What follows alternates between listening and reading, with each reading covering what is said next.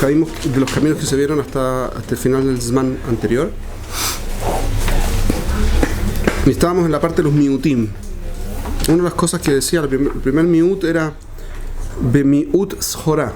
Dijimos que aprendemos muchas cosas de la forma de hacer negocios, ¿se acuerdan? Miut, disminución, que tenía 4 componentes como palabra, implicaba 4 cosas. ¿Se acuerdan de eso? No. Pero vamos a suponer 4 cosas. Una es que es necesaria, porque si no hubiese dicho Bebitul Shorá. El hecho que diga Bemiut implica que es necesario. Aparte que es necesario, el exceso hace daño. 2. 3. El punto básico es que cuando uno empieza tiende a exagerar. Por lo tanto, 4, uno tiene que disminuir respecto a la condición natural, que es exagerar, hacer más de lo necesario. Ejemplo, Miut Shorá. El concepto de Miut Shorá, ¿qué significa? Que tengo que disminuir mis tratos comerciales. ¿Por qué? Necesito hacer dinero porque necesito solventar mi vida. Todo el mundo sabe eso. Ahora, una vez que empiezo a trabajar, me encanta la sensación, a todos nos encanta la sensación de poder comprar lo que nos gusta comprar.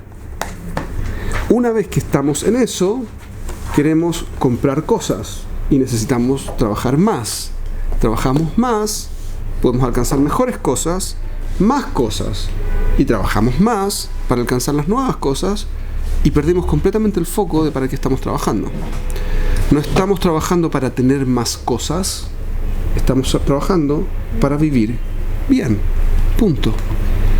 Vivir bien no implica tener mucho, implica tener lo que se necesita para vivir bien. Punto. Cuando empiezo la sensación de agrado de poder tener cosas lindas, cosas nuevas, más cosas, esto que pareció nuevo, que parece tan espectacular, lo que fuera, me hace perder el foco de que no lo necesito a veces. Ejemplo, en los celulares. La cantidad de plata que hay metida en los celulares es insólita. Es insólita. Billones de dólares al año en celular. Lo que uno necesita, tajles, es comunicación. Hay fácil 5 o 6 programas, o sea, aplicaciones como WhatsApp, Skype, y ustedes mencionan, ¿sí? Viber y no sé cuántas otras, ¿sí? Que son todas, hacen lo mismo, pero todo el mundo, y ahora que yo estoy en contacto con un montón de gente, uno tiene que tenerlas todas, porque si no, no se puede comunicar con un grupo de que es una locura. Estamos todos locos. No se necesita. En principio, yo podría con el teléfono. No necesita más que el teléfono. Hablar por teléfono es la base. Después, hay gente que agarra el WhatsApp y está entretenido y empieza a escribir, incluso cuando es más rápido y más eficiente hablar por teléfono. Ahora, hay gente que ya es enferma del tema, está todo el día en el cuento y perdieron completamente el foco. El punto era un medio de comunicación. Las empresas que lo venden saben que uno puede perder el foco y por lo tanto hacen toda clase de trabajos y disponibilizan toda clase de recursos para que uno pierda el foco. Porque si nosotros perdemos el foco, invertimos más dinero. Si invertimos más dinero, ellos ganan más dinero. Y su foco es clarísimo. El nuestro no. ¿Okay? Y cuando una persona ya es adicta a su teléfono, ¿qué hay que hacer? Salirse de la adicción. No hay que tirarlo por la ventana. Hay que aprender a controlarlo. El punto es que es un proceso. Salirse de cualquier adicción es un proceso. Primero es que tiene que tener claridad de cuál es el foco. Es la primera parte de salirse del proceso. Ok. Yo cuando estaba estudiando en la yeshiva hace un año, 2 años atrás, decidí que iba a tomar el celular. Yo solo usaba el celular. En ese tiempo no tenía ni WhatsApp, nada, no tenía absolutamente. Pero tenía el celular. Y decidí apagarlo y dejarlo fuera de la sala donde estaba estudiando. Porque una vez estaba estudiando y tenía encendido el celular y no me sonó. Y no pude estudiar bien. ¿Saben por qué? Porque una parte de mi cerebro estaba pendiente de si sonaba. Y como lo había puesto en el silencio para no molestar a nadie, entonces tenía que vibrar. Entonces yo estaba ahí, ¿habré sentido una vibración? ¿La vibración habrá sido del celular? ¿O habrá sido del piso? ¿O alguien que...? No, mamás, porque como son bancos de yeshiva, que no... Entonces uno pierde completamente el foco y no puede concentrarse. Y en estudio uno necesita concentrarse en serio, porque si no, le más no está estudiando. Entonces, Miutz Jorah. Necesito las Jorah. ¿Por qué? ¿Por qué Dios quiso que yo necesitase hacer negocios? Una cosa que vamos a utilizar en la forma en particular que vamos a estudiar hoy, que es la 26, que es el concepto de ser, les va a sonar repetitivo porque lo hemos visto en otras clases también, pero lamentablemente es parte de lo que tiene que ver con eso. Ser muy responsable de lo que uno quiere hacer y tomarlo en serio. Cuando uno tiene un negocio, como comentábamos la semana pasada, se sabe todo lo que necesita saber del negocio porque le importa. Vayan a un colvo acá abajo, de una ferretería, acá abajo, una bulonería, ¿cómo se llama en Argentina? ¿Qué es bulonería? No sé. Lo que fuera. El lugar ahí abajo donde venden toda clase de cosas, de herramientas y lo que sea. ¿Okay? Ferretería. Sí, yo sé, en Chile se llama, en México también, pero en Argentina lo llaman de otra forma rara. Ferretería. ¿También? ¿Todo? ¿Bulones? ¿Qué son los bulones? Son... Ah, no, lo escucho. Sí, todo.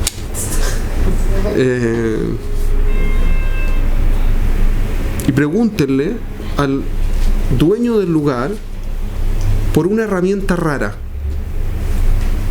Sabe perfecto qué es lo que es, dónde está, cuánto vale, qué calidad tiene, si tiene 2 o 3 de la misma, sabe las calidades, cuál es mejor, cuál es peor, para qué sirve, cómo se usa y a quién le puede recomendar.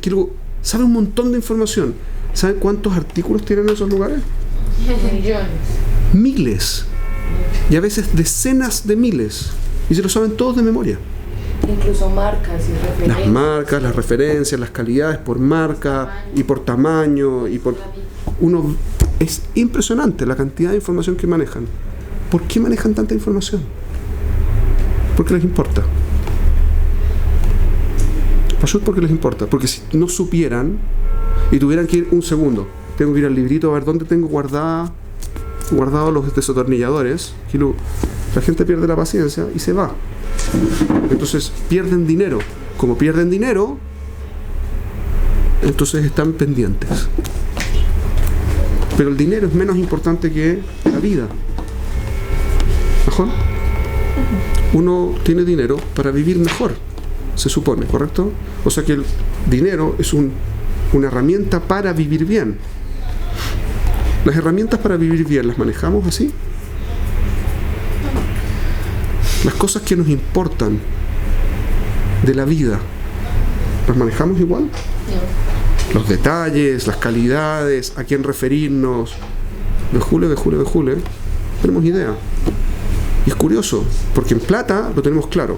Cuando se trata de algo que es más importante que la plata, no lo tenemos claro. Y eso es una cosa notable que nos enseña Kadosh Baruj Hu a través de las Jorah. Cuando me importa, lo hago. Cuando no me importa, no lo hago.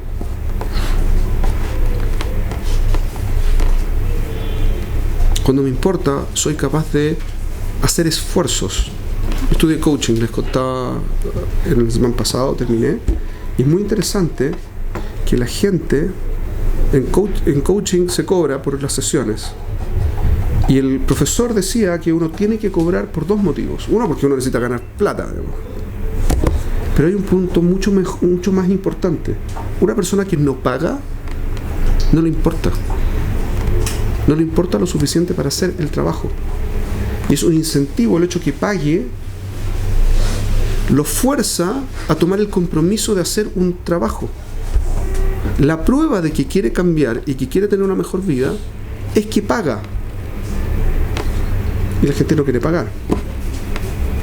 Si no quiere pagar, implica que no quiere hacer el esfuerzo. Es muy interesante como punto de comparación. ¿Perdón? Es como muy importante, es muy interesante. Lo pasa lo mismo con los psicólogos, los psiquiatras, lo que fuera. Que una persona que va a un psicólogo pero no está dispuesto a pagar, lo más probable es que no haga nada. Lo más probable es que no termine la terapia. Lo más probable es que no la siga. Lo más probable es que no haga ningún esfuerzo. Y entonces la plata es como un seguro de que va a hacer lo que tiene que hacer.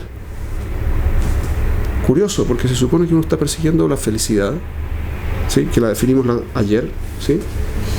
Uno está persiguiendo, y por lo tanto uno tendría que tener una tremenda motivación para hacer los cambios sin plata. No, es más importante la plata, y por lo tanto, si no hay plata, no hay felicidad. Rarísimo. Pero así funcionamos. Todo. Síganme. Estamos hablando siempre de gente que en general como se importa con alguna cosa y así como que enfocamos en una cosa distinta para que sí se enfoque en el objetivo o lo que sea. Pero hay gente que no se importa con nada. Con nada, tipo, ningún asunto lo sabe bien. Algunas cosas que es adicta y todo esto, nadie lo sabe bien. Hay gente que es así, yo conozco. Yo conozco gente que no tiene ningún interés porque su interés fundamental es la comodidad. Okay. Dado que su interés fundamental es la comodidad y cualquier otra cosa no le interesa, quiere estar muerto. Es una persona que quiere estar muerta internamente, quiere estar muerta. Y por lo tanto, no hay nada que lo motive a estar vivo. Porque lo que quiere es estar muerto. ¿Cuál es la lógica? ¿Por qué no muere? No depende de la persona, depende de cada uno. Las personas saben sacar la propia vida. Hay un problema básico con eso, que es tremendamente desafiante el tratar de sacarse la vida, porque va en contra de todos mis instintos. Entonces tengo que hacer un esfuerzo grande para sacarlo. Saque de la comunidad. No quiero comodidad, no quiero tener que hacer un esfuerzo. ¿Para qué voy a matarme si puedo esperar a morirme? Es terrible, pero cajas de... ¿Perdón?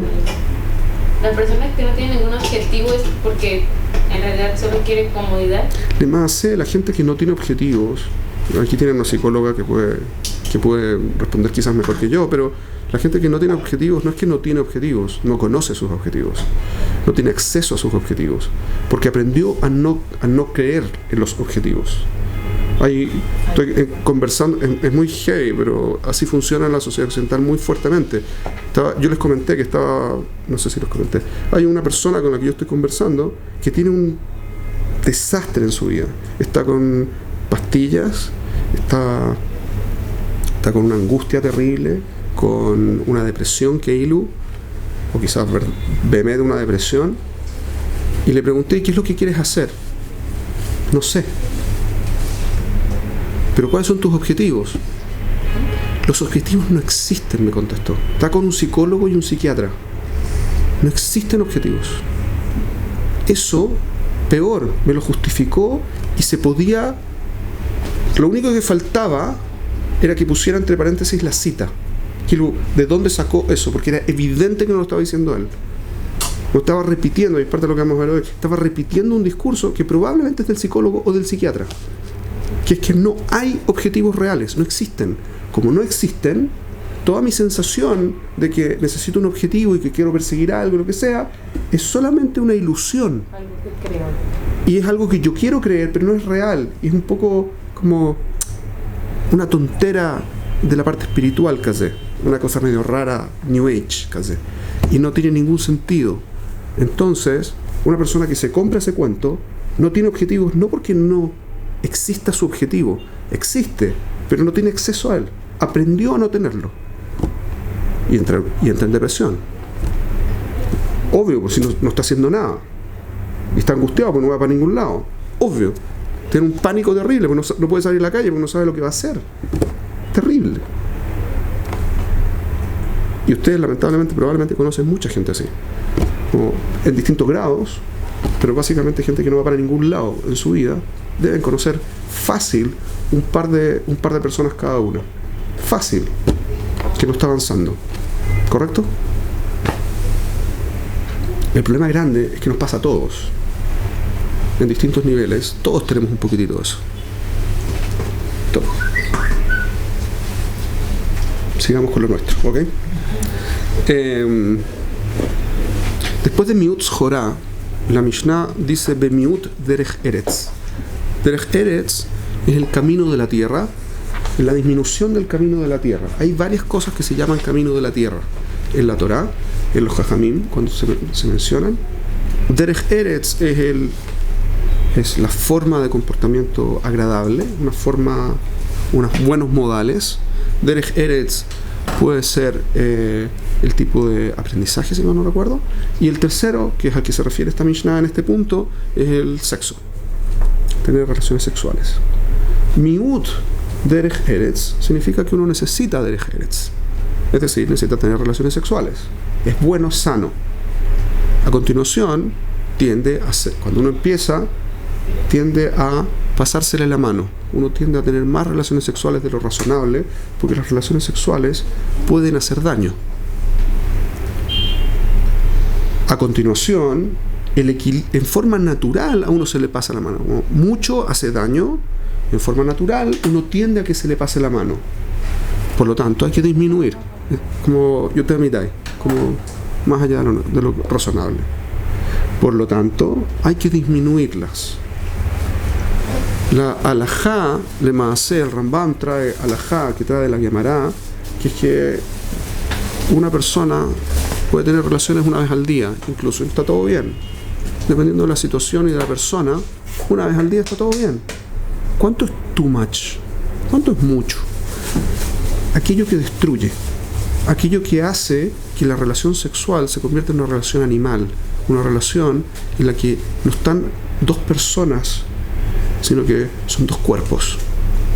Cuando uno pierde el control, se vuelve un deseo dañino y que le quita a uno la capacidad de concentración, la capacidad de acción, la capacidad de motivación y genera finalmente daño. ¿Cuánto? Depende de la persona, depende de la condición física, de la edad, del trabajo que tiene, ¿sí? Etcétera, etcétera.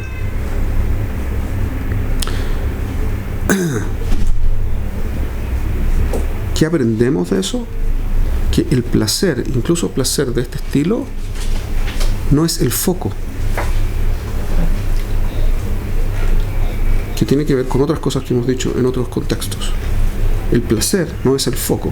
El placer es una buena totza, es sano, es agradable, es bueno, pero no es el foco. ¿Ok?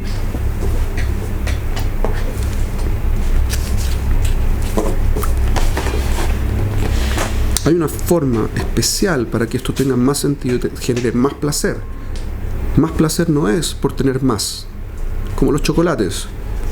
No es más placentero el chocolate porque como más chocolate. Al contrario, si como más chocolate tiende a ser menos placentero. Yo trabajé, mi familia tenía una fuente, un café, una cadena de cafés en Chile.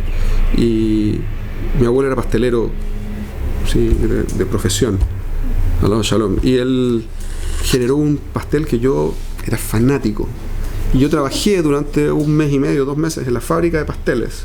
Entonces me puse de acuerdo con el pastelero que hacía ese pastel y que me regalara uno todos los días en la mañana. Entonces era mi desayuno. Después de una semana no quise más. Y me encantaba. De hecho, se lo enseño después si quieren. Es espectacular, buenísimo y es precioso. Independiente de eso, me hartó. Mucho hace daño. También me pasó con un pescado. Con cualquier cosa. Con cualquier cosa Sí, pasa. pasa. Incluso con el sexo. Incluso con el sexo. Bemiut ta'anug. ¿Cuál fue el reclamo? No, porque yo no entendí por qué se separó en dos cosas distintas. Bemiut Derech Eretz y Bemiut Ta'anug. Porque para mí el ta'anug, tema fue el mismo. el ta'anug tiene que ver con el placer, ¿sí? Ta'anug es placer, un tipo de placer, de deleite, ¿ok? Y la acaban ta'anug, de oneg, la son oneg. Oneg es placer, un tipo de deleite, literalmente significa deleite, ¿ok? Aná es placer Oneg es deleite, es un poquito más profundo. Aquí lo tradujeron como placer igual. El concepto de placer, en este caso, es distinto porque es más general.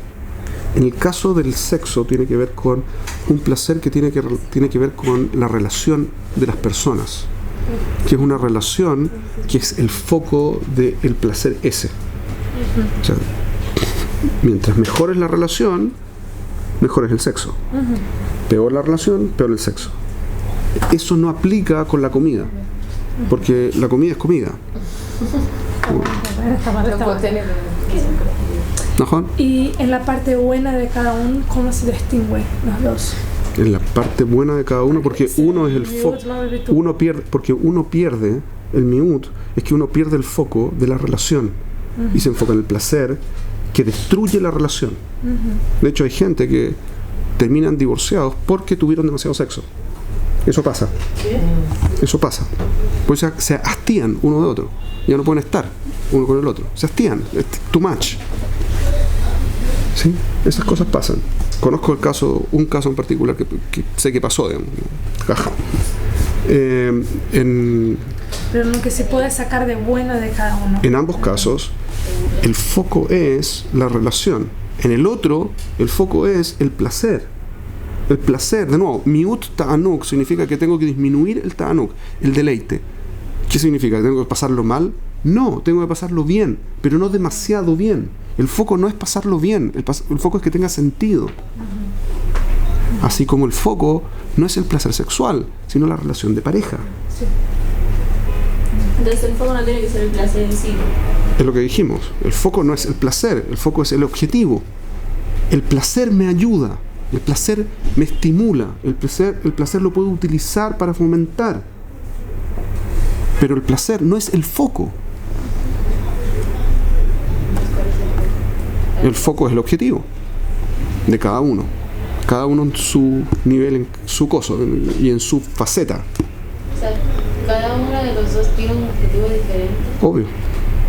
El placer, por ejemplo, de comer tiene un objetivo que no tiene ninguna relación con el placer de dormir.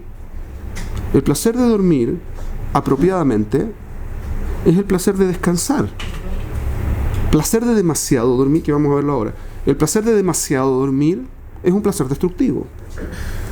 El placer de comer es el placer de tener suficiente energía para moverse y que el cuerpo funcione sanamente. El placer de demasiado es que es muy agradable comer, pero hace daño.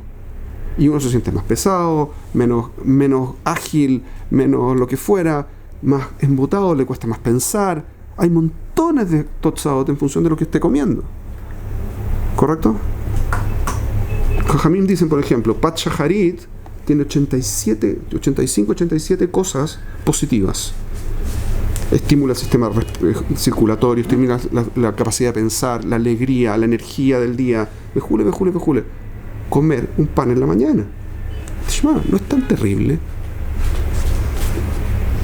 Porque el foco es todas las totzadot positivas, no el placer de comer el pan. Pero si como un pan que me cuesta comérmelo porque está duro, porque está feo, porque lo que fuera, no es agradable, lo que fuera, está mal cocinado, está crudo, o está quemado, o lo que fuera, se llama buena onda los 87 cosas, pero es difícil, ¿mejor? Es mucho más difícil que comerme un pan recién horneado, agradable, con mantequilla, sin mantequilla. Me llegué como, en función de lo que yo quiero, aprovecho el placer. ¿Se acuerdan lo que vimos ayer? El punto es el foco que pongo para producir el placer. Si me espera en la mañana un desayuno exquisito, tengo muchas más ganas de levantarme que si me espera un pedazo de pan duro. ¿Mejor? Es así de pashut. Es un estímulo. El placer es un estímulo. Es que sí, en portugués es raro. Sí, ahora yo no sé que no es, pero como que tipo siempre que escucho me suena mal. Ok. No es raro. Es lo que es, digamos.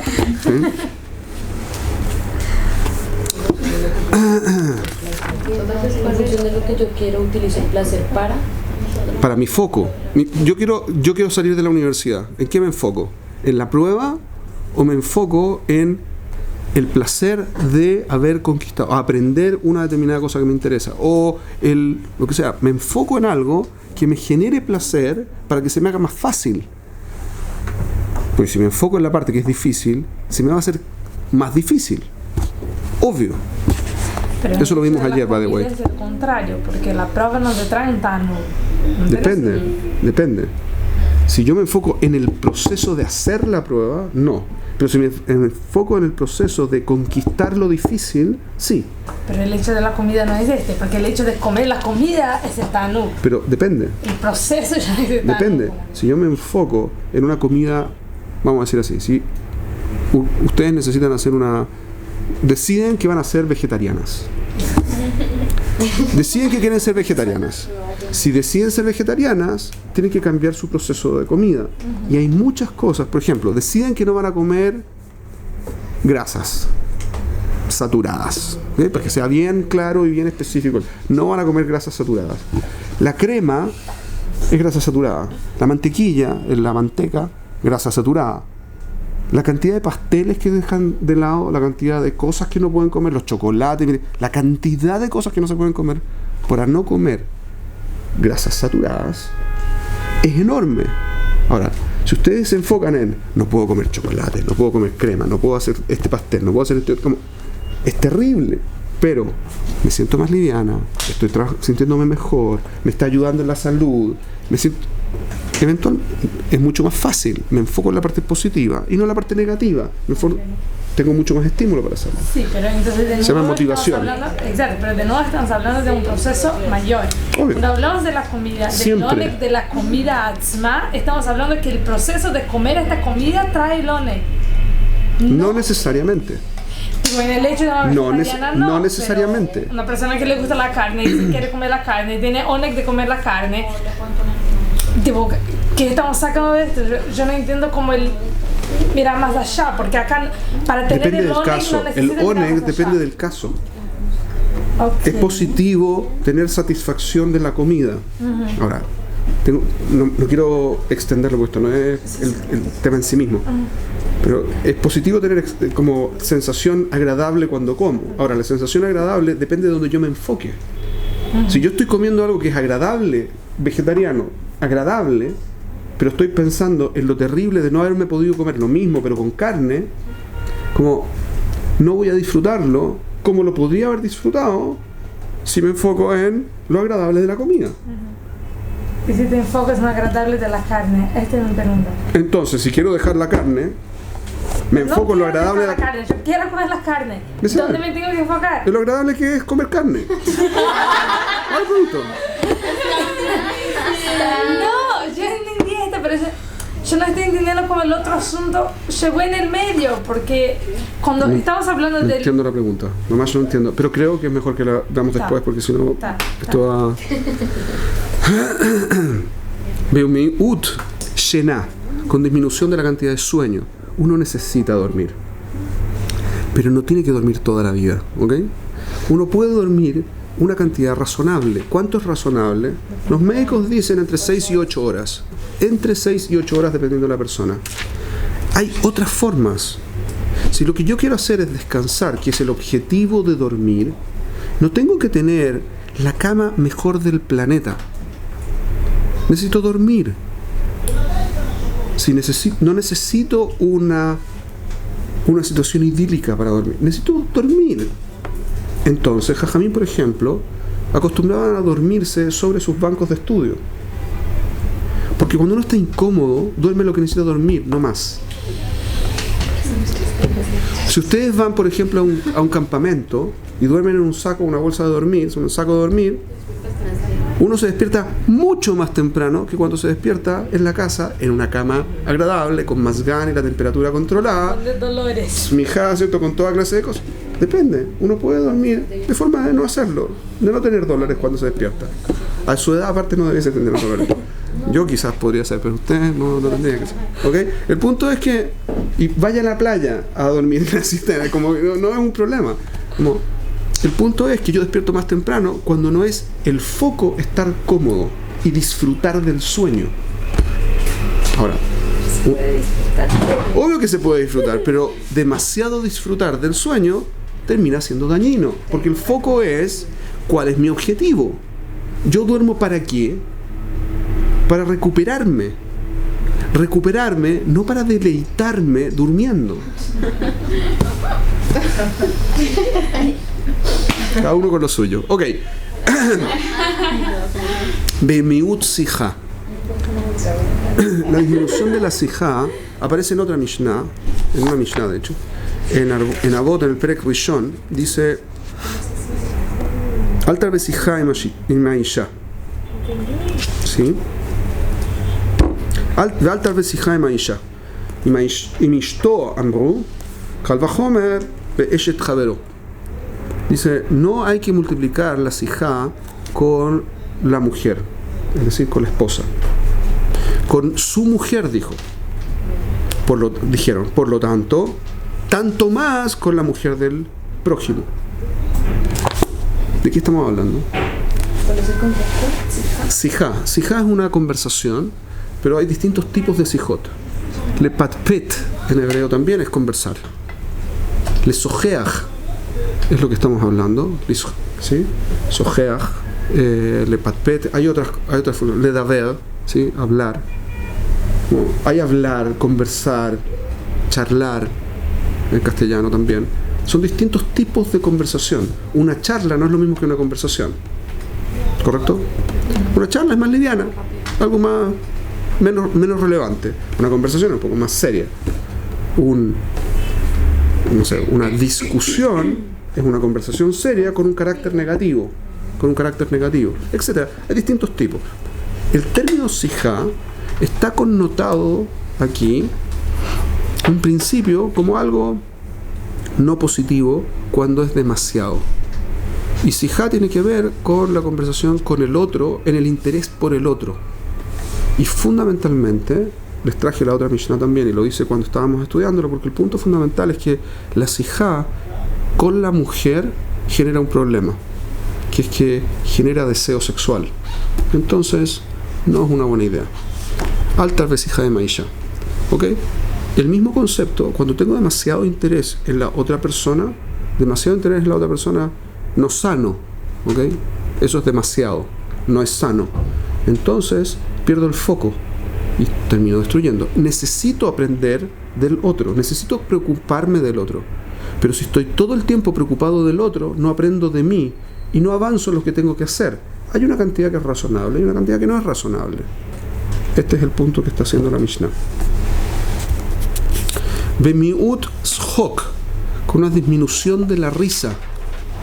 La risa es sana, pero hay dos tipos de risa, lo estudiamos en ese tiempo. La risa es sana, pero la risa tiene dos objetos. Uno se ríe de dos cosas distintas, o de un problema porque el problema es ridículo, o de la solución porque la solución es ridícula.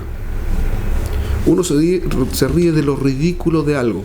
Eso es lo que genera la risa, ¿correcto? Entonces viene una persona que no es demasiado inteligente y dice cosas que son ridículas. La solución que planteó es ridícula. De paso me estoy riendo de la persona.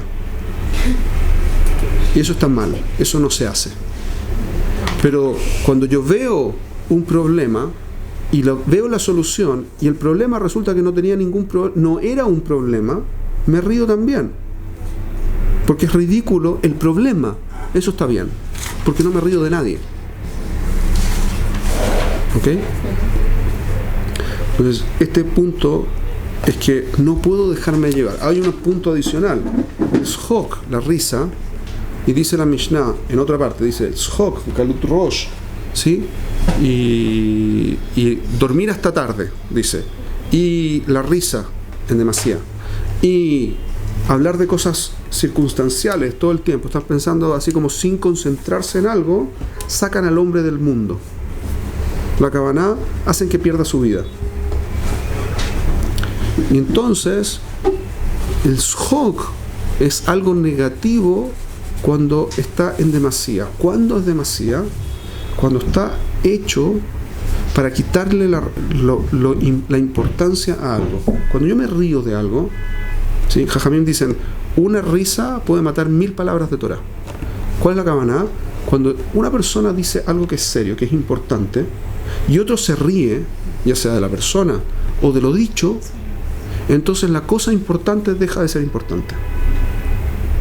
El ejemplo que yo traje en el tiempo que estábamos estudiando este concepto es la gente que se ríe y hace chistes cuando fuma.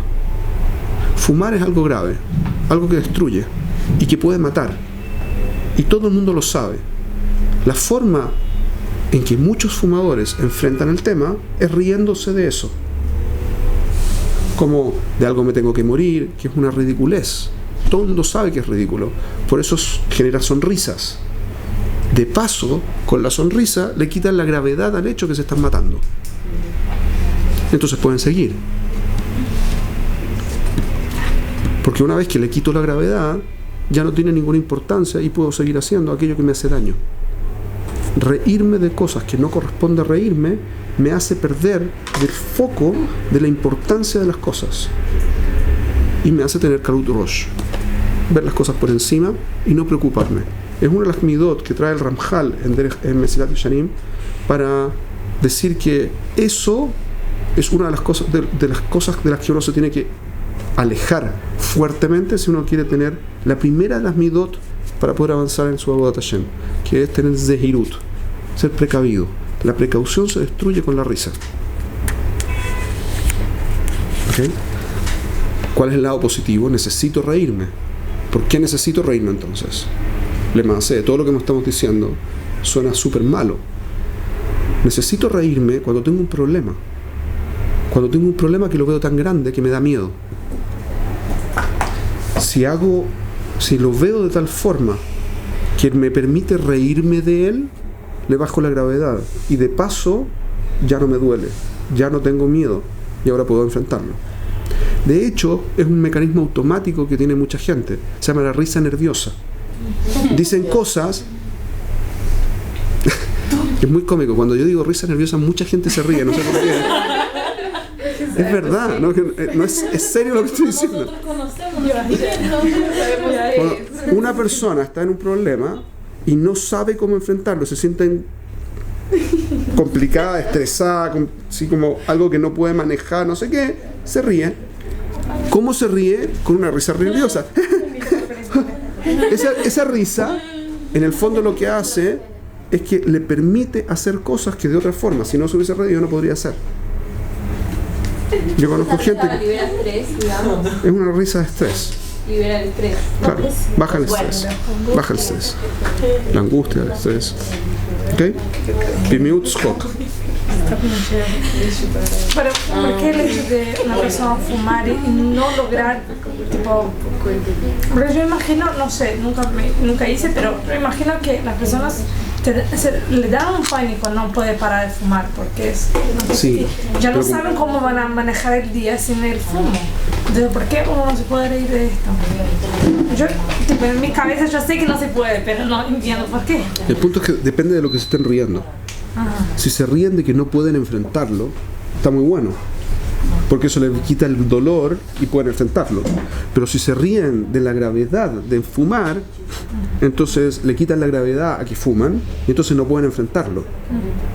Son dos cosas distintas. Yo conocí un caballero que se murió de un médico que se murió de cáncer al pulmón años antes de tener cáncer al pulmón. Yo estaba en su oficina, era un médico amigo de la familia, estaba en su oficina y le pregunté por qué fumaba. Y fumaba, pero fumaba en serio, un montón. Me dijo, yo quiero fumar, pero no quiero dejar de fumar. No quiero fumar, pero no quiero dejar de fumar. O no tengo la fuerza de dejar de fumar. Eso no es verdad. En el momento que le dijeron tienes cáncer y si sigues te vas a morir rápido, dejó de fumar ese día. Hay gente que decide fumar más. Hay gente que decide fumar más porque igual me voy a morir, pero lo normal, conozco varios casos del mismo estilo. No puedo dejar de fumar, no, llevo tanto tiempo, no sé qué. Tienes cáncer, se acabó. Es el último cigarrillo. En ese momento deja la cajetilla sin terminar. ¿Por qué? Porque repentinamente fue verdad y fue serio. En ese momento se volvió real. También depende de la voluntad, ¿no? O sea, Obvio que depende de la voluntad. Obvio que depende de la voluntad. Pero eso no es el punto. El punto es que la gente que lo hace en ese momento es porque hasta ese momento era teórico, era irreal. La cabana es que no tenía tanta seriedad. O sea, tiene que haber algo serio y también un choque que haga que la persona... Ojalá que no. La gente podemos tomar decisiones sin tener choques. Pero acá yo a veces ve que no, y entonces nos hace tener choques. Esas cosas suceden. Lo aleno, velo a la fajal. Como el ejemplo del dinero. Aquí trae la Shonot que no están en el orden que nosotros vimos, ¿ok? Así que me los voy a saltar. Me voy a saltar los Shonot que no vimos porque no los vimos porque no están en el mismo orden. Bemunat Jajamim, la creencia en los sabios, ¿sí? Eso sí lo vimos.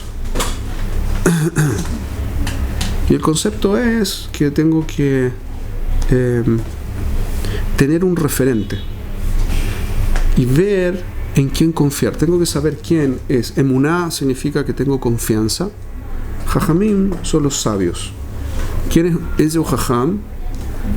Alomed Mikol Adam Sheneemar Mikol Melamedai. Acuérdense siempre que las Mishnayot nos dicen una palabra de más. Así que no lean la mitad de la Mishnah, aquí lo que la entendieron. Porque cuando leen la mitad de la Mishnah, implica que leyeron la mitad del concepto y no entendieron nada. ¿Sí? Es un concepto base de estudio. La Mishnah dice, Ezu Jajam, Alomed Mikol Adam. ¿Quién es el sabio? El que aprende de todas las personas. Sheneemar, porque eso es lo que está escrito. Sheneemar, eso es lo que dice el Pasuk. ¿Qué es lo que dice el Pasuk? Mikol Melamedai Iskalti. De todos los que me enseñaron, me volví inteligente. No dice en ninguna parte Jajam. Entonces, ¿qué fue lo que dijo Ben Zoma? El mismo personaje que estuvimos estudiando el otro día. Un poquitito antes dijo lo mismo. ¿Cuál es la lógica? Un Jajam no es la persona que tiene mucha información. Es la persona que es dueña de la información por la forma en que enfrenta el proceso de aprendizaje. Usar. Eso es un estudio en particular. Quiero Iskalti. El lashon de Jajam es una persona maskil. La Kavanah es que es intelectual, entiende las cosas. No que sabe cosas, las entiende. Eso es un Jajam. Eso es lo que dice la Mishnah. Pero no solo eso, es una persona que está buscando en todas partes aprender. Mikol Melamedai Iskalti. ¿Cómo lo tradujo Ben Zoma? Alomed Mikol Adam. No solo de la gente que enseñó, sino que aprende de todo el mundo. Ben Zoma dice, ese es un Jajam, el que aprende de todo el mundo. Lo que dice el Pasuk no es de todo el mundo, es de todos los que le enseñaron algo. Y lo trae eso también en la lashon de lo que sea. Entonces, el punto básico es que tengo que saber quién es un Jajam, cómo funciona la Jochma, cómo adquiero la Jochma, cómo identificar a quién es un Jajam, por lo tanto, y en esas condiciones, confiar en gente así. Y todos tenemos gente a la que nos podemos referir, que es gente de la que uno puede confiar porque se entiende que sabe de lo que está hablando. Y tiene que ver con lo que vamos a ver quizá hoy. ¿Ok? ¿Avanzamos más el Zman pasado? Vamos a ver. Hablamos de Kabbalat Isurim, Aquí me como y de Erejatán. De Kabbalat Isurim es el recibir las penurias, pasarlo mal, ¿sí? Es decir, el concepto es que el foco no... Por último. ¿Sí? Este vimos por último. Yo me acuerdo de Leftov y de Erejatán primero, después Leftov. Ah, ¿los vimos? Eso no me acordaba. Sí. No me acordaba. Y de Kabbalat Isurim yo creo que hablamos por último. No estoy segura. Yo también creo. Sí, porque lo que vamos a ver hoy, de hecho, Amakin Metkomo es el que viene a continuación. Ok, Erejapaim es el que... No, es que ya dice que ya lo vimos el Zman pasado. Estoy haciendo una síntesis del Zman pasado, entonces no...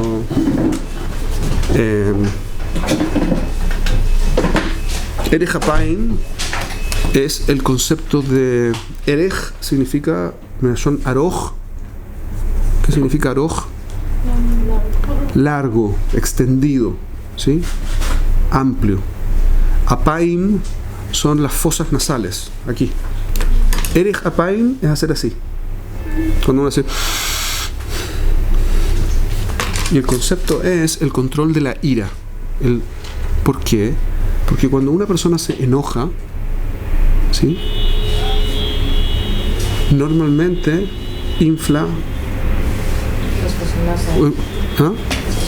las fosas nasales. De hecho, es parte de la expresión de furia. Es cuando uno ve que la otra persona como que abre las fosas nasales. Hay como que uno y ese es el concepto al que se está refiriendo Jajamim. Es decir, el que controla su temperamento. El que es dueño de su temperamento. Y hay una expresión, hay un punto de entendimiento adicional, que es que es la forma en que yo respiro, si me concentro, y esto tiene que ver con meditación trascendental, si quieren, en algunas partes, lo que fuera. Si yo me concentro en mi meditación, en mi respiración, puedo ver en dónde estoy emocionalmente también. Una persona que está angustiada respira corto, como trae el Rashi en el Pasuk Mikotze Ruach en Shemot. El concepto es, no podían escuchar a Moshe, a Israel no pudo escuchar a Moshe, me abodá kashá bekotze ruach, porque estaban teniendo un trabajo muy fuerte y entonces no podían respirar. Y dice Rashi, una persona que respira así no puede pensar. No porque está agotado, porque está angustiado. La angustia no permite pensar. Eso es importante saberlo. Entonces, una persona que controla el temperamento no se deja tener furia descontrolada, llorar descontroladamente, pasarlo mal descontroladamente, pasarlo bien descontroladamente. Son actitudes que no se deben tener. Enfocamos uno de esos temas en particular, el control de la furia, pero el punto básico es que yo puedo controlar mis estados de ánimo. Puedo controlar mis estados de ánimo, dije. ¿Cómo se hace? Lo vimos el semana pasado, refiéranse a las fuentes. No. El punto es que yo controlo mi estado de ánimo a través de mi forma de enfocar la situación. Por ejemplo, uno de los ejemplos que di es que si ustedes están conversando con su amiga, que es su mejor amiga, y resulta que tiene un chico nuevo, el chico espectacular, les empieza a contar de la maravilla del chico, y resulta que el chico, cuando les cuenta el nombre, es su chico. Hasta el momento, antes a que diga el nombre, es espectacular la situación y la adoran y están tan contentas por ella. En el instante después del nombre, la odian y al tipo también. ¿Correcto? ¿Qué es lo que pasó? Cambió la emoción. ¿Cómo cambió la emoción? Por la visión del mundo. La primera visión es, esto no me afecta y al contrario, es bueno para alguien que yo quiero, estoy feliz. A continuación, no, ahora me afecta a mí y es malo para mí, aunque sea bueno para ella, me está haciendo daño. Genera una vuelta completa de la emocional. Eso marca que si yo veo distinto las cosas, cambia mi estado de ánimo con respecto a la cosa. Yo veo distinto la cosa, como la cosa cambia, entonces mi estado de ánimo también. Esto lo vimos el semana pasado. Entonces el punto básico es, ¿cómo hago para controlar? Es muy simple, tengo que enfocarlo distinto, pashut. Y eso aplica en todo en la vida. ¿Okay? Tengo que ver las cosas distintas. Soy una persona que controla su temperamento. Erej Hapaim. Una pregunta. Dígame. Con respecto a esto de la respiración, que la respiración determina el estado de ánimo de una persona. No lo determina, lo muestra. Muestra el estado de ánimo de una persona. Una persona que está angustiada respira corto. Si la persona hace ejercicios en base a eso, ¿tiene algún efecto sobre su estado de ánimo? 100%. ¿Qué es lo que hace la gente que quiere meditar? ¿Qué es lo que cuando una persona está angustiada, ¿qué es lo que mucha gente recomienda? Respirar profundo. Macabana. Respira lento. Una persona que empieza a respirar lento se calma, en forma automática se calma.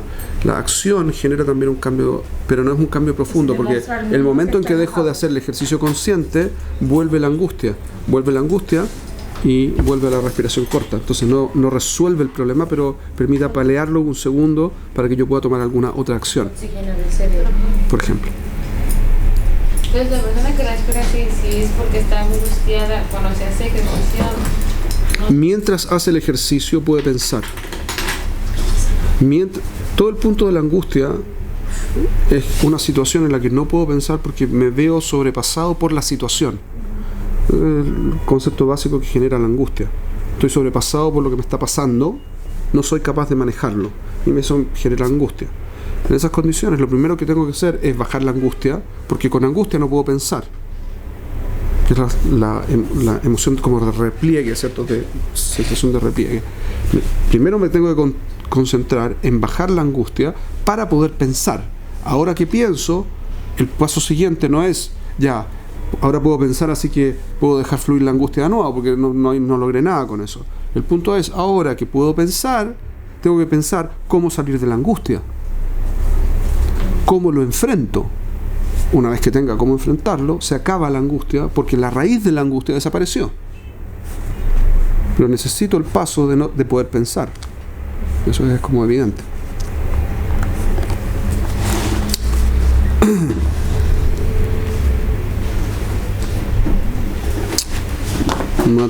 Kabbalat Isurim, me queda Lev Tov. Lev Tov no recuerdo en este momento cuál era el concepto. Perdón. Voy a ir a Emunat Jajamim, ya lo dijimos. Kabbalat Isurim. Isurim con Aleph. Aleph Yud, Samach, Vav. ¿Hey? No, perdón, con Yud. Isurim. Isurim, najón, sin Aleph. Yud, Samach, Vav, Reish, Nun, Yud, Nun. Sofit. Isurim. Left off fue del objetivo, ¿no? De la conexión con la Neshama. La conexión con la Neshama, eso no era el punto. El punto era... No, sí, eso era en... hablamos sobre esto juntos. Tipo, me acordaba del Shur como un todo. No me acuerdo. En este momento no lo recuerdo, así que no quiero decir cosas que no sean correctas. Soy consciente de todo esto. Sí, pero no me acuerdo. En este momento no recuerdo el concepto claro, entonces prefiero no decirlo, porque si voy a decir algo que no es, prefiero no hacerlo. Azcaja. El próximo es Kabbalat Isurim, que es recibir la parte negativa, como recibir las pruebas como una prueba. Ese es el punto básico, que es entender que el foco no es el placer. ¿Sí? El foco no es el placer. Y para eso tengo que enfocarme en que si yo no acepto el costo de llegar al objetivo, todo objetivo tiene un costo, ¿sí? Lo sabemos en todo aspecto de la vida. Si yo quiero sacar una profesión, tengo que estudiar, si no, no puedo sacar una profesión. Es el costo de la vida, así funciona. Si quiero trabajar, tengo que hacer... si quiero recibir dinero a fin de mes, tengo que trabajar, si no, no voy a recibir. Es el costo de la vida. Como así funciona el mundo. Una persona que no está dispuesta a hacer el esfuerzo no puede mejorar. Una persona que no está dispuesta a asumir el costo, que puede incluir dolor incluso, para llegar al placer de la satisfacción, nunca llega a la satisfacción.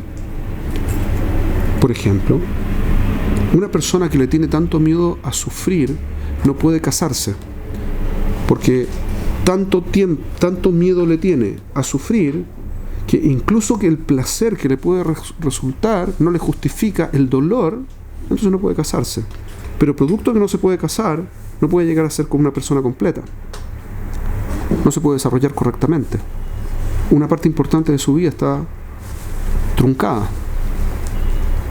Una persona que no está dispuesta a enfrentar sus temores no puede superarlos. Una persona que no está dispuesta a superar sus limitaciones no puede superar sus limitaciones. Y por lo tanto, una persona en esas condiciones, en términos de lo que dijimos ayer, no puede ser libre. El costo de la libertad, que es mi capacidad de autodefinición, ¿se acuerdan? El costo de la libertad es la incomodidad. Y la incomodidad es el concepto de Isurim, pasarlo mal.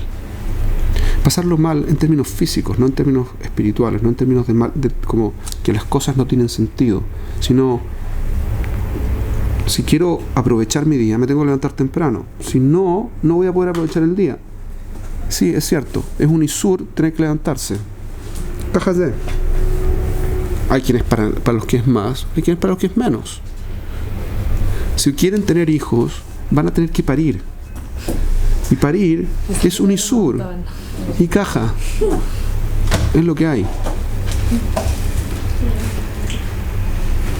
Y van a tener que pasar por la etapa de no poder dormir bien. Y van a tener que pasar por la etapa de que tienen que ir al baño cada 5 minutos. Y van a porque así funciona el sistema. Y son isurim. Pero justifica.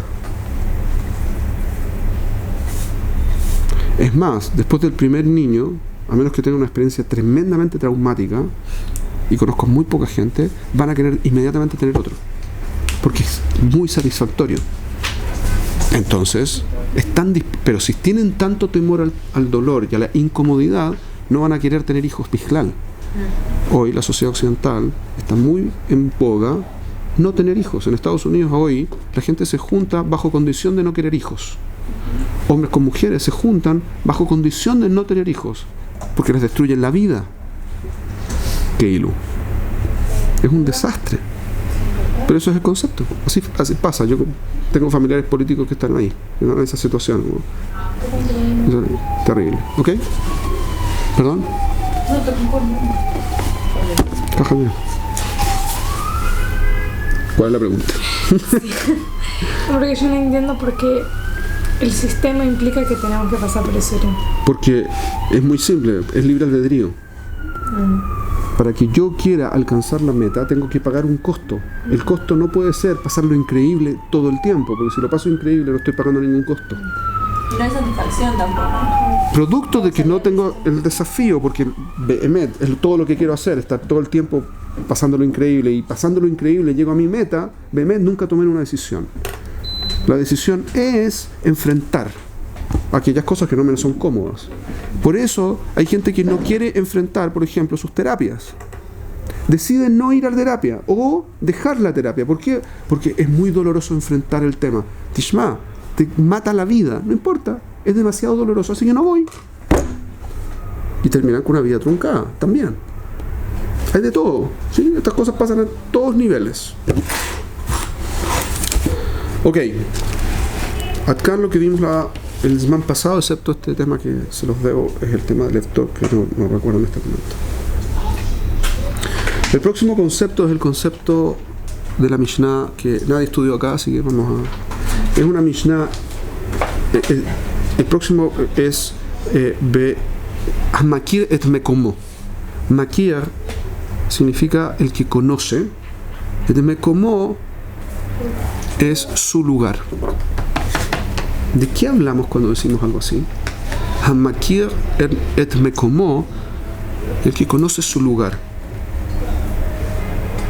El punto fundamental que está diciendo la Mishnah no está hablando de makom físico, está hablando de su makom espiritual, de su makom básico.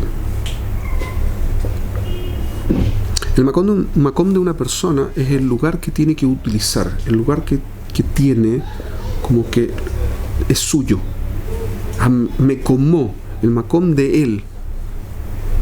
Por lo tanto, asume la Mishnah, asume el Tana, que me parece que es Rabbi Meir, esto.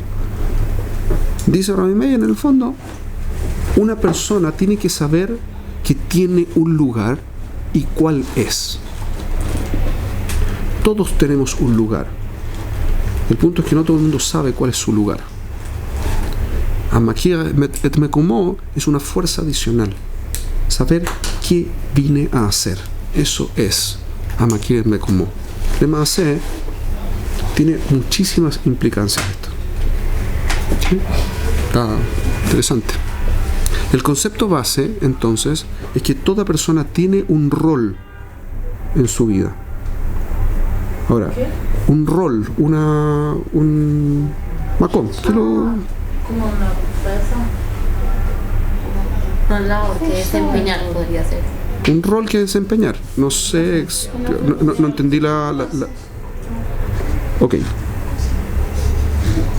Entonces, Amakir et Mekomo, esto es el concepto que ahora vamos al por qué. ¿Sí? ¿Por qué significa? Toda vez que hacemos un análisis de algún concepto tenemos que hacer 3 preguntas. Es lo mismo que se me han pasado al principio. No sé si alguien se acuerda de eso. Pero el punto básico es que tenemos que hacer 3 preguntas fundamentales para que algo tenga sentido. Uno es, ¿qué es? ¿De qué estamos hablando, Bichl? Tiene que ver con el concepto de Shmiat HaOzen, que es el segundo de los caminos. Pero el concepto fundamental es que cuando yo escucho algo, tengo que saber entender, tengo que entender qué es eso que se dijo. Cuando yo digo Amakir et Mekomo, tengo que entender cuál es el concepto del que estamos hablando. Y es este concepto de que cada persona tiene un rol y ese rol lo tiene que conocer, tiene que saber cuál es su rol. Lo que implica que existen distintos tipos de roles, lo que implica que cada uno tiene una responsabilidad con su rol. Está implícito en este Amakir et Mekomo, que es una forma de adquirir Torah, saber que yo tengo kohot específicos, cuándo y cómo los tengo que usar. Kohot son potenciales, ¿sí? Fuerzas. ¿Cuáles son las otras 2 preguntas? Entonces la primera todo es. Segunda pregunta, ¿por qué? ¿Por qué esto es relevante? Más de Meyané, ¿qué me importa? Más patli, como diría un israelí típico, ¿sí? Más patli, Bichlal. ¿Qué me importa? Una cosa que no me importa, ¿para qué la estudio? Entonces, ¿cuál es la importancia que tiene saber cuál es mi rol? Dado que yo tengo responsabilidad sobre mi rol, entonces, si no lo conozco, no puedo ejercer mi responsabilidad. Eso tiene varias implicancias importantes. La primera implicancia tiene que ver con un concepto que vimos un poquitito por encima cuando hablamos de libertad en otro shiur, nada que ver, pero hace poco rato. Así que voy a utilizar el concepto. ¿Qué es lo que dijimos antes, hace unos minutos atrás? ¿Qué es lo que es la libertad? La capacidad de autodefinición. Hay un problema base. Aparentemente, cuando yo digo la autodefinición, va en contra del concepto de que tengo un makom. ¿Por qué? Tengo un rol. ¿Por qué va en contra? Muy simple. Una persona que se autodefine, Minastam, define dónde quiere estar. No está limitado por algo. ¿Sí? Lo que viene a decir Amakir et Mekomo, en el fondo es justo lo contrario. Existe un lugar predefinido para cada persona. Más de, ¿cuál es la forma correcta de enfrentarlo? Peor, ambas están en la Mishnah. Hay un problema de contradicción de términos acá. ¿De qué estamos hablando? Entonces, la contradicción existe. Como diría la Gemara, lo calla. Esto no es pisclar una pregunta. ¿Por qué? Cuando yo digo que yo me autodefino, significa que yo venzo mis limitaciones para alcanzar aquello que quiero alcanzar. ¿Qué es lo que yo quiero alcanzar? El objetivo por el que vine a este mundo. Bidyuk, lema hace, es algo que yo no definí. Es algo que quiero, pero que no lo defino yo. Lo recibí. ¿Alguna de ustedes les gustan las matemáticas aquí? Sí. Ok. ¿A aquella que le gustan las matemáticas, definió que le gustaran las matemáticas? No. Aquellas que odian las matemáticas, ¿existe alguien aquí que odie las matemáticas? La gente que odia las matemáticas, ¿definió que quería odiar las matemáticas? Eso, como decía, es exquisito. esto es anormal. Lo normal es que la gente no defina lo que le gusta o le deja de gustar. Pashut gusta. El chocolate gusta o no gusta. Cajazé. Las flores son lindas o no son lindas. Cajazé. Y no hay un yo defino lo que me gusta. ¿Me gusta o no me gusta? ¿De dónde viene esa definición? No fueron mis papás que me entrenaron, ¿okay? Excepto en la parte cultural, que tiene que ver con bellezas en términos culturales y cosas de ese estilo. Las cosas que son vocacionales, como por ejemplo que ustedes se quieran casar, es una vocación, es algo que viene innato en la estructura psicológica de la persona. Pero hay la presión social. Existe la presión social gatilla o impide. Pero el hecho que una persona se quiera casar, tanto hombres como mujeres, ¿okay? Depende del nivel de evolución en el hombre, en algún momento sí quiere casarse. Pero en términos generales eso no sucede en la mujer, como antes se quiere casar la mujer que el hombre. Por montones de motivos. Pero le maasé, ambos en algún momento, tanto hombres como mujeres, quieren casarse. Y no tiene sentido. Si ustedes no lo analizan básicamente, no tiene ningún sentido porque es meterse en un flor de problema. Visto en términos occidentales sobre todo. En términos judíos, no solamente que no es un problema, es la única solución. Pero en términos occidentales es como perder la vida, que la libertad, la autodefinición y la plata y etcétera, etcétera, por una locura emocional casi ridícula. ¿Sí? Por eso, lo que sea. El punto entonces es que todos tenemos una vocación que no definimos nosotros. Es más, ustedes no definen en forma consciente de quién se enamoran, pero se enamoran. Jajase.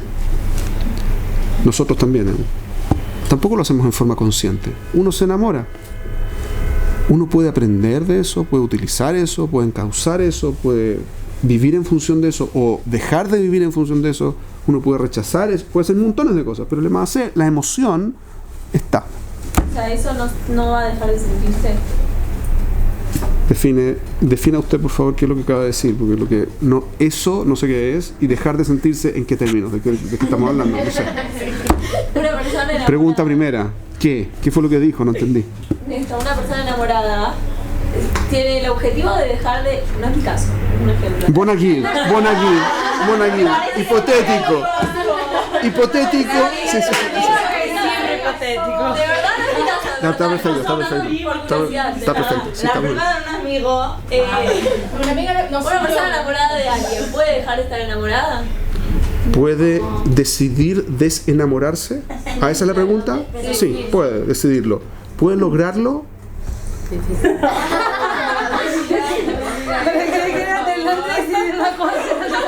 Yo puedo decir lo que quiera. Acaba de romper muchos corazones. Ok.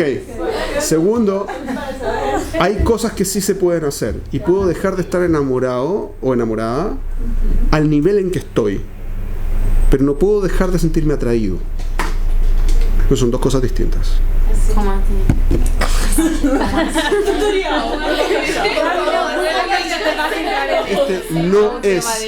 Eso no es un tema que vaya a tratar ahora. Mamás no lo va a tratar. Sí, yo sé. Ustedes lo perdieron. No es para nosotros. No ahora. Mamás no ahora. No, eso no es parte del tema, ¿ok? Curso especial, ¿cómo dejar de estar enamorado? En otro momento y en otras condiciones hay curso especial. Ahora no. Entonces, Amakire Tamako me implica que estamos en el segundo punto. ¿Por qué me importa? Es porque tengo que asumir que tengo un rol. Ese rol tiene que ver con las emociones, las sensaciones que yo genero, que son las que me motivan a hacer las cosas que quiero hacer. Toda la motivación es de carácter emocional siempre. Lo que me mueve a hacer cosas es siempre emocional. Entonces, si yo reconozco que esa parte emocional es información que no viene de mi decisión a priori, por eso yo no puedo dejar, por ejemplo, de estar enganchado en algún nivel o de sentirme atraído por una persona, porque hay algo en esa persona que refleja algo de mí. Producto de eso, no puedo, dado que dos condiciones existen, hay algo en la persona y sigue estando en la persona, y existe un reflejo de algo en mí, de la persona, entonces no puedo dejar de sentirme atraído por la persona, o atraída, pero eso no implica que tengo que estar enamorado de la persona. Yo puedo cambiar ese nivel. Y eso sí se puede trabajar, y se puede trabajar con relativa facilidad, de hecho. El punto es, a continuación, que yo tengo que reconocer que eso no lo manejo yo. Y por lo tanto, viene con una definición externa sobre mí. Por lo tanto, tengo un rol. Solo que cuando yo me defino correctamente, cumplo con mi rol. Y al mismo tiempo me satisfago. Porque mi rol es siempre desafiante. Y esto es un punto base. Siempre mi rol me va a desafiar a emprender, a enfrentar desafíos, ¿sí? Valga la redundancia. Mi rol me fuerza a enfrentar desafíos que me obligan a cambiar mis parámetros de quién soy. Eso es lo que sucede con el matrimonio, por ejemplo. Una persona se casa con otra, en cualquier contexto que quieran, en cualquier justificación que quieran. Una vez casados, tienen varias situaciones factibles. Una, esperar que las cosas funcionen mágicamente bien, y la probabilidad de que un matrimonio en esas condiciones subsista más de un año, algunos meses siquiera, es, vamos a decir, es un desafío que suceda. Lo normal es que no suceda, es decir, que se destruya, y se destruya rápidamente. Porque se enfrentan dos personas que no tienen ni la misma forma de pensar, ni la misma forma de sentir, ni las mismas experiencias de vida, ni la misma historia. Y normalmente cuando se trata de este tipo de gente, tampoco tienen los mismos objetivos, tampoco tienen los mismos valores, se sienten increíblemente atraídos uno por el otro, se casan, la probabilidad de destrucción es casi cierta. Y pueden verlo en las estadísticas. Es tremendamente fácil. Opción alternativa es que yo lo encauce, pero eso implica que tengo que cambiar valores, principios, formas, objetivos, etcétera, etcétera, formas de sentir, formas de actuar, formas de pensar, análisis del mundo, vejule, que cambia completamente mi perspectiva del mundo, y por lo tanto cambia quién soy. Cájase. ¿Mejor? Por lo tanto, me desafía enormemente. Es el desafío quizás más grande que van a enfrentar en su vida. También es el más satisfactorio, pero es tremendamente desafiante. Lo que implica que tienen que saber si quieren enfrentarlo. Es su decisión. ¿Ok? Esto es, un segundo, este es el punto de por qué necesito definir, por qué me es importante conocer mi lugar. Porque existe tal lugar y lo sé intuitivamente. Esto es lo primero. Yo sé intuitivamente que tengo un rol para cumplir, que puede haber sido inculcado educacionalmente a la persona en algunas áreas, por ejemplo en las áreas profesionales, pero hay cosas que son instintivas. Mi rol no puede evitar querer ser aceptado socialmente. No puedo evitarlo porque todo el mundo quiere ser aceptado socialmente. Es parte de mi naturaleza como ser humano. ¿Qué hago con eso? Depende de mí. ¿Cómo lo encauzo? Depende de mí. Tengo que saber que tengo eso y que es un, como se diría en inglés, un drive. Es algo que me motiva, que me mueve a hacer cosas. ¿Okay? Entonces, tengo que conocerlo para poder llegar también a cumplir con mi vocación. Porque si yo no conozco cuál es mi vocación, no tengo cómo llegar allá. Y por lo tanto, no puedo enfrentar los desafíos necesarios para llegar a ser quien quiero llegar a ser. Yo estoy perdido. Si no conozco mi lugar, estoy perdido. No puedo ser yo. Ahora ese yo no es el yo que soy en este instante, sino el yo que yo puedo llegar a ser. Ese es mi makom. No es el makom el que instintivamente tengo a priori, porque normalmente eso no va a funcionar. No va a ser mi makom. Mi makom es el lugar al que puedo llegar. Para eso está definido. Y por lo tanto, es mi Keilu objetivo. Y de aquí vamos a hablar de un concepto importante en Yahadut. El objetivo no es uno. El objetivo depende de la faceta de la que estemos hablando y del momento histórico en el que estemos hablando. Entonces depende. Entonces tengo que conocer quién soy. Ok, ahora sí, la pregunta. ¿Cuál es la brecha entre emoción y razón? ¿Cuál es la brecha entre raciocinio y yo decido y todo se mueve por las emociones, como decías hace un rato, que todo se mueve de siempre por algo emocional? Entonces, ¿cuál es la brecha entre eso? Como veo el mundo. Esa es la brecha. Si yo hay dos versiones extrañas. Hay dos versiones muy extrañas. La gente cree que ve el mundo de una forma y lo ve de otra. Y la discordancia, la falta de calce, de sincronismo entre esas dos visiones del mundo genera su problema. El problema que está presentando. La gente admira, por ejemplo, el dinero, pero dice que admira el utilizar bien el tiempo.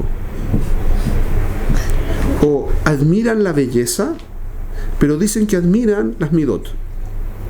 Entonces, cuando usted va, una persona, ¿sí? Un hombre va a buscar a una mujer, y va a un shadchan, yo estoy trabajando un poco de eso también, entonces es muy interesante escucharlo. Va un hombre a un shadchan y le dice: yo quiero una chica de muy buenas midot, rubia, flaca, de ojos claros. Mamash, me lo dicen así, literalmente, de buenas midot. Esta es la cara que hace. Sí, les pongo la misma cara. Exactamente, ¿cuáles son las buenas midot? No, que sea una chica buena y que sea una chica de buenas midot. No saben, no, peor, ni siquiera saben eso. No saben lo que están buscando en midot. Si no saben lo que están buscando en midot, ¿quieren midot? No. Bichlal no.